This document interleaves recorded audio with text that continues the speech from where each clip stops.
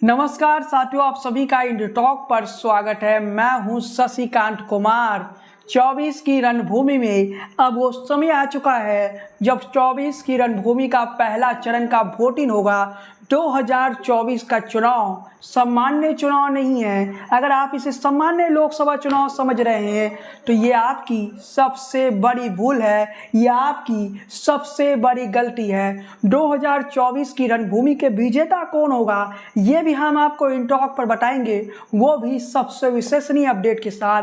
2024 की रणभूमि में बिहार पर आते हैं, क्योंकि इस बार 2024 की रणभूमि में आपको 4 राज्य सरप्राइज देने वाला है।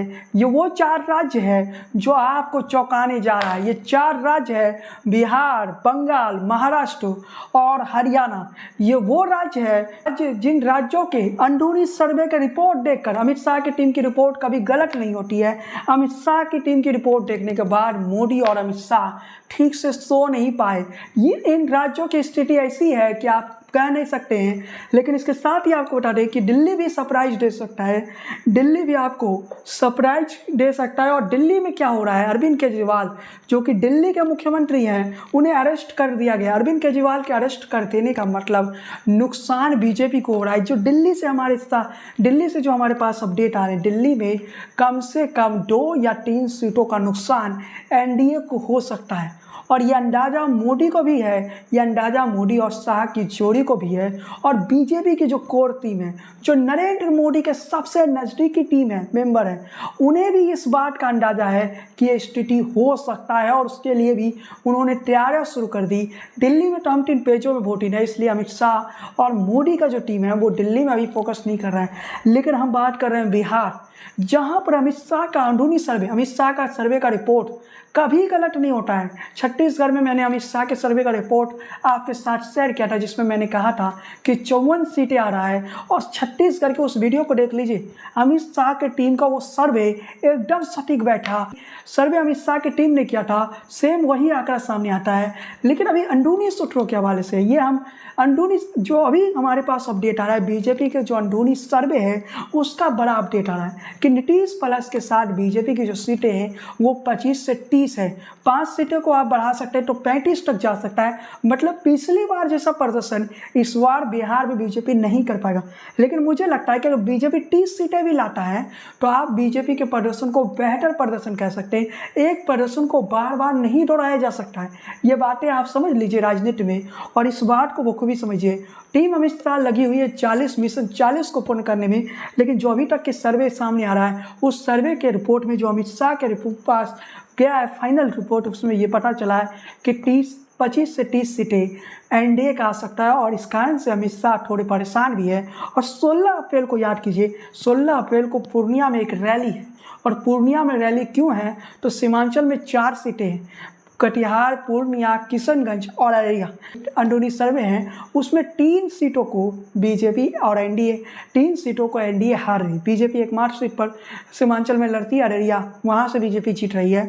लेकिन बाकी 3 सीट का नाम बताने की जरूरत नहीं है। एक सीट पप्पू यादव जीत रहे हैं। पप्पू यादव वही चेहरा है, पप्पू यादव वही चेहरा जिसे आरजेडी ने टिकट नहीं दिया, लेकिन वो निर्दलीय मैदान में खड़े हैं। और पूर्णिया में ऐसा, पूर्णिया के लोग कहते हैं कि पप्पू यादव तो पूर्णिया का बेटा है। और इस कारण से पूर्णिया के लोग पप्पू यादव के पक्ष में दिखे।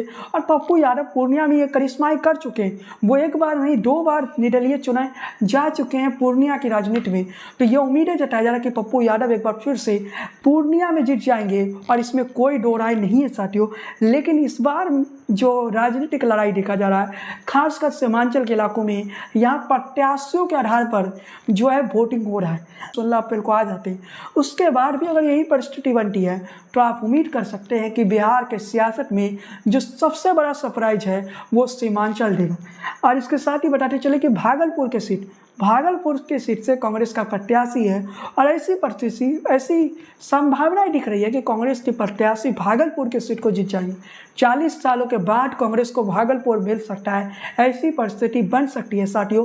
लेकिन अगर ऐसी परिस्थिति बन जाती है तो उम्मीद करिए कि कांग्रेस बिहार में कहीं ना कहीं वापसी कर रही है। और इस वक्त ऐसा लग रहा है कि कांग्रेस को कम से कम 2 से 3 सीटें बिहार से मिलेगा। आरजेडी को भी 2 से 3 सीटें मिल सकता है। टोटल जो सीटें इंडिया अलायंस के पास है वो 10 सीटों तक पहुंच सकते हैं या 7 से 8 सीटें रहने का अनुमान जताया जा रहा है। बीजेपी इस बात पे भी खुश होगी अगर बीजेपी को 30 सीटें भी आ जाता है और इंडिया अलायंस को 10 सीटें भी चला जाता है।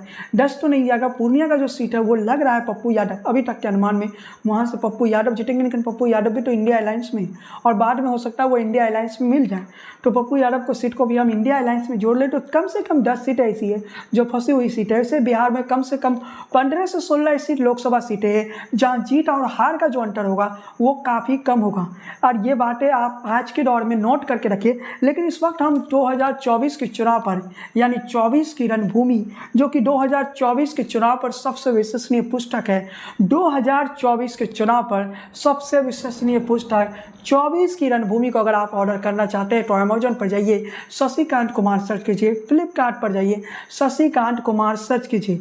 2024 का चुनाव 2024 की जो रणभूमि का बुक है ये एकमात्र पुस्तक है जिस पुस्तक ने 2024 के चुनाव पर सबसे विश्वसनीय साबित है। इस किताब में जो बातें लिख दी गई है वो चीज़ें अब हो रहा है और इसे आप रोक नहीं सकते। मतलब 2024 की लोकसभा चुनाव पर जो परिस्थिति मुझे दिख रहा है, 2024 के चुनाव पर जो आप वर्तमान परिस्थिति देख रहे हैं वो सब कुछ 2024 की रणभूमि के बुक में पहले से ही लिखा जा चुका था। समझ सकते हैं इस बुक के बारे में, ये बुक कितना महत्वपूर्ण है 2024 के चुनाव में। लेकिन ये बुक जो है 2024 के चुनाव में ही महत्वपूर्ण नहीं है, 2024 के चुनाव के बाद जो चुनाव होंगे उसमें भी 2024 की रणभूमि का ये जो किताब है ये काफ़ी महत्वपूर्ण है, क्योंकि 2024 के बाद की जो परिस्थिति है उसे भी इस किताब में लिखा गया है। और चलिए साथियों अब हम आगे बढ़ते हैं, अब हम आगे उस विषय पर आते हैं जो विषय आज के लिए महत्वपूर्ण है कि बिहार की स्थिति क्या है। काराकाट की बात करें, काराकाट से उपेंद्र कुशवाहा लड़ रहे हैं, लेकिन वहां से अब पवन सिंह लड़ने की बात कर रहे हैं। ऐसी खबर है कि पवन सिंह निर्दलीय लड़ सकते हैं या फिर मायावती की पार्टी बीएसपी से लड़ सकते हैं। अगर पवन सिंह लड़ेंगे काराकाट से तो ये बात नोट करके रखिए, पवन सिंह के पास में जो जाते समीकरण है वो मजबूत है और ऐसे परिस्थिति में पवन सिंह उस सीट को आसानी से निकाल सकते हैं। और अगर पवन सिंह जीते नहीं तो काराकाट से उपेंद्र कुशवाहा को कहीं ना कहीं बेरंग वापस लौटा देंगे। और कुशवाहा जी का विरोध भी कई जगहों पर हो रहा है, कई वीडियो सोशल मीडिया पर वायरल हो रहा है जहां जनता खुलेआम कुशवाहा जी को कह रहा है कि हम आपको वोट नहीं देंगे। और यह परिस्थिति शायद उपेंद्र कुशवाहा ने खुद ही पैदा किया, क्योंकि उपेंद्र कुशवाहा से जनता अगर नाराज है। लेकिन आज की परिस्थिति में अगर उपेंद्र कुशवाहा के सीट से पवन सिंह लड़ते हैं तो क्या हो सकता है, तो आप समझ लीजिए कि पवन सिंह अगर तो ऐलान कर चुके वो लड़ेंगे, अगर वो लड़ेंगे तो अगर पवन सिंह तो अब लड़ेंगे ऐलान कर चुके हैं तो समझ लीजिए कि उपेंद्र कुशवाहा के लिए रास्ता बंद हो चुका है, उपेंद्र कुशवाहा का हाथ तय है। नरेंद्र मोदी के आने के बाद पहली बार ऐसी परिस्थिति दिख रही है जब प्रत्याशियों पर मतदान पड़ रहा है। मोदी को लोग देख रहे हैं, लोग ये कह रहे हैं कि नरेंद्र मोदी तो जीत जाएंगे, लेकिन क्या हम जेडीयू के उन सांसदों को जिता दें जिनका कोई भरोसा नहीं जेडीयू का। नीतीश कुमार की जो विश्वनेता है वो नीतीश कुमार खुद ही खो चुके हैं। नीतीश कुमार कभी इधर कभी उधर कभी इधर, ये काम जो नीतीश कुमार करते हैं ना, जनता में उनकी विश्वनेता अब बची ही नहीं है। अब नीतीश कुमार लाख दावे करे कि वो बड़े, नीतीश कुमार लाख दावे करे अब हम कहीं नहीं जाएंगे, लेकिन जनता अब ये मानने को तैयार नहीं बैठी है। जनता कह रही है कि हम बीजेपी को वोट दे देंगे, नरेंद्र मोदी को वोट दे देंगे, लेकिन नीतीश कुमार को वोट नहीं देंगे। एनडीए के बाकी सहयोगी दल की बात करें तो जीतन राम मांझी ने खुद के नाम खुद ही डुबा लिए। वहां पर जीतन राम मांझी कभी हिंदुओं पर बयान दे चुके, कई बार वो मंदिरों पर बयान दे रहे थे। इस कारण से जीतन राम मांझी से हिंदू समाज में बड़ी नाराजगी है, हिंदुओं में बड़ी नाराजगी। और जीतन राम मांझी जिस समाज की बात करते हैं, जाति से जीतन राम मांझी आते हैं ना, उस जाति के लोग भी जीतन राम मांझी से खुश नहीं है।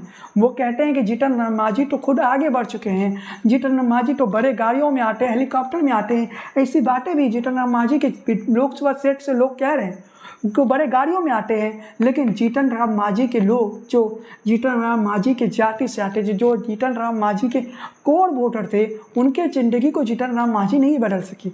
जीतन राम मांझी जो है वो केवल स्वयं को बनाने की कोशिश किए, ऐसा आरोप लगा रहे जो स्थानीय लोग हैं ये बातें लोग कह रहे हैं। और जीतन राम मांझी की लोकसभा सीट में काफ़ी कुछ जीतन राम मांझी के पक्ष में नहीं है, लेकिन अब नरेंद्र मोदी का मैजिक अगर चल गया तो मांझी जी भी चुनाव जीत जाएंगे और मांझी जी भी आगे बढ़ सकते हैं। इसके अलावा एक और सीट बता रहे, काराकाट की बात हम कर चुके हैं, कटिहार की बात करें, पूर्णिया की बात करें, किशनगंज में तो बीजेपी कोई उम्मीद पहले भी नहीं कर रही थी। भले बीजेपी कह रही हो कि हम 40 में 40 जीतेंगे, लेकिन बीजेपी को भी पता है किशनगंज नहीं जीत सकते। और किशनगंज में इस समय त्रिकोणीय मुकाबला चल रहा है। किशनगंज में ओबीसी की पार्टी की एंट्री हो चुका है। अगर ओबीसी की पार्टी की एंट्री हो चुका है तो इस वक्त जेडीयू और कांग्रेस के बीच सीधी लड़ाई नहीं है, बल्कि ओबीसी भी उस लड़ाई में एक महत्वपूर्ण फैक्टर होंगे। अब ओबीसी किसके वोट को नुकसान पहुंचाएंगे? क्या वो जेडीयू के वोट को नुकसान पहुंचाएंगे? अगर जेडीयू के वोट को नुकसान पहुंचाएंगे तो कांग्रेस खुश होगी, लेकिन अगर कांग्रेस के वोटों को ओबीसी लेकर जाता है तो समझ लीजिए कि मुश्किलें वहाँ भी है। मुश्किलें कहीं ना कहीं इंडिया अलायंस का पीछा नहीं छोड़ रही। इंडिया अलायंस की जब हम बात करते हैं, इंडिया अलायंस के कुछ ऐसे नेता हैं जो कुछ ऐसे टिप्पणियां कर देते हैं जिन टिप्पणियों के कारण कहीं ना कहीं नुकसान हो जाता है साथियों। और उसी नुकसान की वजह से जो इंडिया अलायंस के लोग हैं, इंडिया अलायंस के जो नेता है, कुछ ऐसी टिप्पणियां कर देते हैं कि जिससे इंडिया अलायंस को नुकसान हो जाता है। लेकिन बिहार की बात करें, बिहार की सियासत की बात करें तो बिहार की सियासत में तेजस्वी यादव महत्वपूर्ण फैक्टर साबित हो रहे हैं। तेजस्वी यादव बिहार की राजनीति में कहीं ना कहीं आप कह सकते हैं इस समय एक महत्वपूर्ण स्तंभ बन चुके हैं। और तेजस्वी यादव के नाम पर भी लोकसभा में वोटिंग पड़ रहा है कि तेजस्वी यादव ने इतने नौकरियां दिया था। जब नीतीश कुमार कहते हैं ना कि वो नौकरियां दिए, नीतीश कुमार ये कहते हैं कि वो नौकरी दिए थे, तो अब जनता में वो मैसेज नहीं जा रहा कि नीतीश कुमार ने नौकरियां दी, जनता में ये मैसेज गया कि तेजस्वी यादव ये नौकरी दे रहे थे। और तेजस्वी के पक्ष में एक माहौल तैयार हो रहा है। और इस बात को मानिए या ना मानिए, लेकिन तस्वीर यही है और बिहार की सियासत की कहानी यही है साथियों। लेकिन इसी के साथ आज के इस वीडियो को हम यहीं समाप्त करते हैं। चैनल पर पहली बार आए तो सब्सक्राइब वाला बटन दबा दीजिए, बेल आइकन की घंटी को बजाना बिल्कुल ना भूले। चैनल फेसबुक पेज पर पहली बार आए तो पेज को फॉलो कीजिए, लाइक कीजिए। आप लोग वीडियो को देख लेते हैं लेकिन लाइक करना भूल जाते हैं, तो वीडियो को लाइक भी करिए और मेरे कमेंट में भी अपना बात रखें कि आपके लोकसभा सीट पर क्या परिस्थिति लग रहा है। इसके साथ आज के इस वीडियो में बस इतना ही साथियों, लेकिन बहुत जल्द आपके लिए एक वीडियो लेके आएंगे। अगर नरेंद्र मोदी तीसरी बार चुनाव जीतते हैं, क्या बड़े फैसले नरेंद्र मोदी ले सकते हैं, उस विषय पर भी हम चर्चा करेंगे। खैर साथियों, आज के इस वीडियो में बस इतना ही। जय हिंद, वंदे मातरम।